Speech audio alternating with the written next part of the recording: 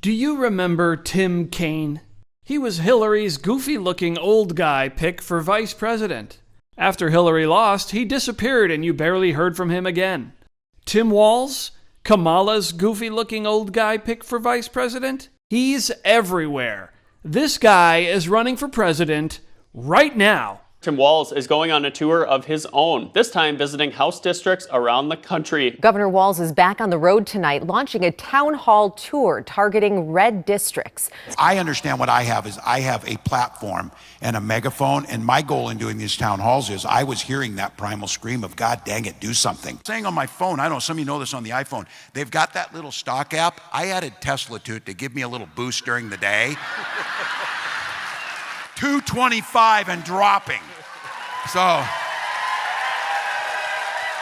and if you own one, we're not blaming you. You can take dental floss and pull the Tesla thing off, and take out, just telling you.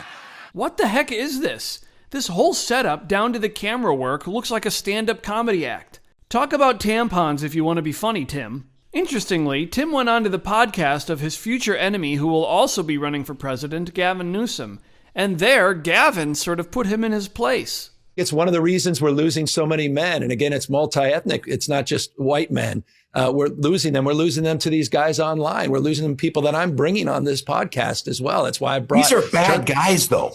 These are bad guys. But they exist, and we could deny they exist. They exist. Not only they exist, they persist, and they're actually influencing young kids every single day. How do we push some of those guys back under a rock? I think we have to first understand what their motivations are. I think we have to understand what they're actually doing. And you don't think think that's it's racism and misogyny? I think there's a lot of that, but I don't think it's exclusively that. But I think if we say people are misogynist, then we're falling prey. We're in that frame.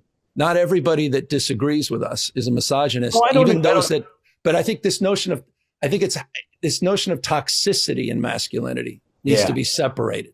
And I think it's been conflated. And I think we're going to have to work on that. An argument could be made that this is instead some sort of therapy to help Tim move on from a devastating loss. The idea that millions of people stayed home because they didn't think there was any difference between Donald Trump, Kamala Harris, and myself on the ticket, they didn't think that. And we need to acknowledge that.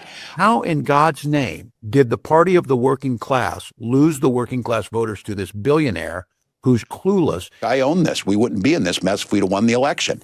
And we didn't. We have to make sure that Americans know it's not just that Donald Trump is bad, but we're offering them something better. And you might be thinking to yourself, why would Tim Walz run for president? He's got no chance whatsoever. Just remember, Mike Pence ran for president. The egos of these people know no limits.